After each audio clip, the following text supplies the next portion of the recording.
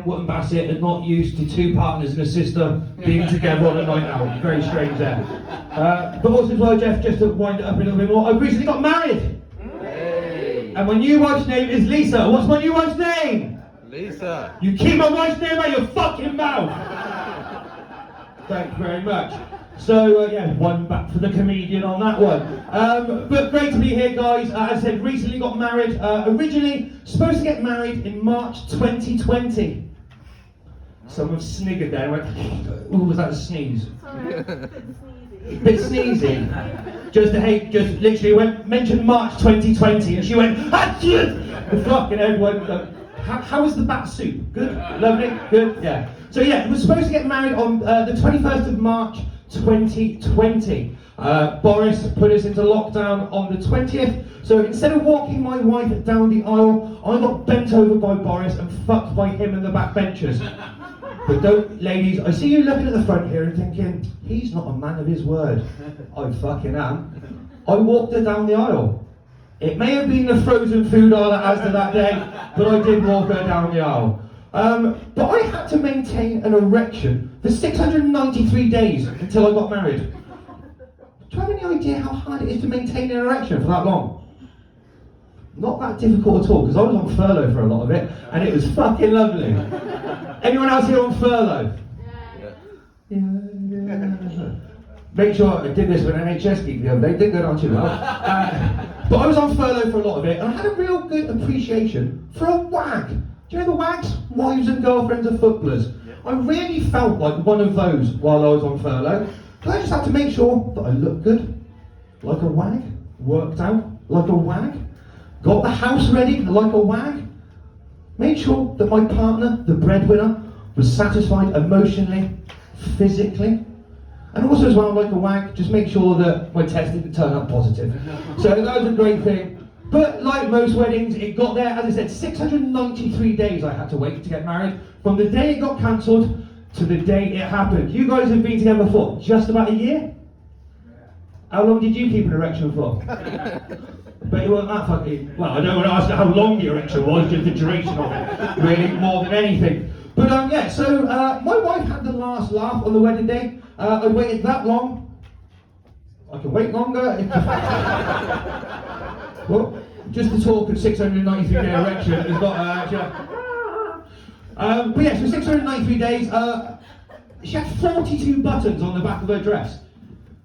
I'd waited 693 days. By the time I'd got 20 buttons down, I was tucking that erection in my belt, I was going fucking woozy, I didn't know what the fuck was going on. Alright, love? Good, lovely, yeah, no, good. So what I was just saying was, oh, you probably heard me out there. Just need a little drink. I did.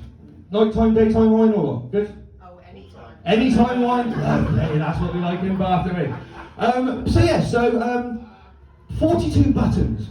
After 20, I had to give up. I literally thought there's only one way into this dress. It's from the bottom upwards.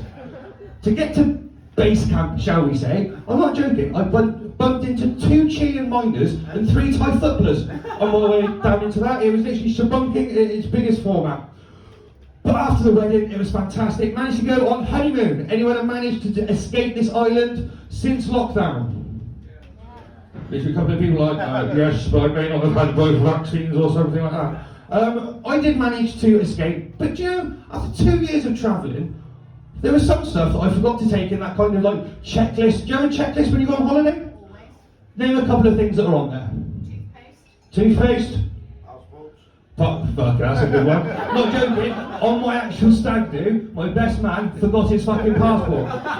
No word of a lie. That is literally another thing that happened on my... so passport, a very good one. Sunscreen, yeah, absolutely.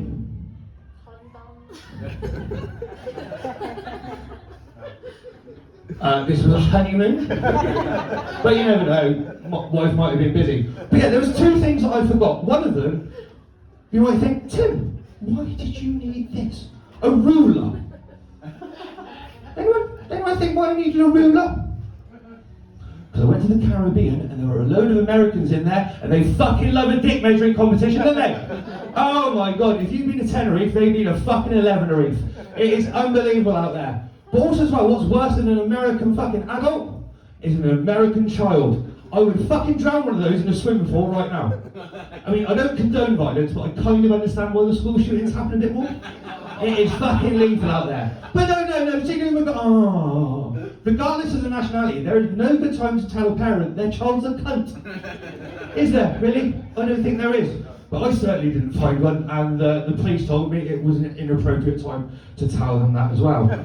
But the second item was mosquito spray. You might think, that's a bit more understandable, Tim.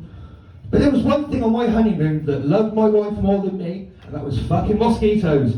Because she had one bite for every single day that I had to wait to marry her. She looked, oh my god, it was unbelievable. Anyone here follow football at all? Yeah. Remember the old spot the ball competition?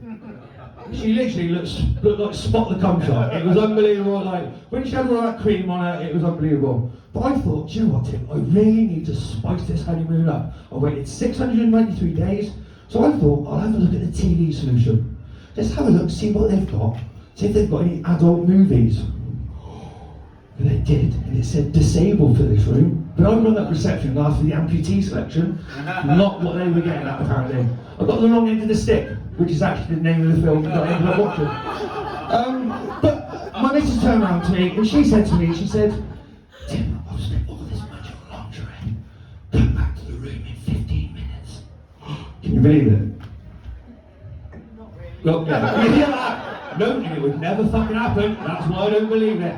But no, she said come back in 15 minutes. So, like a newly married man, I'd taken advice off of friends and family that had got married.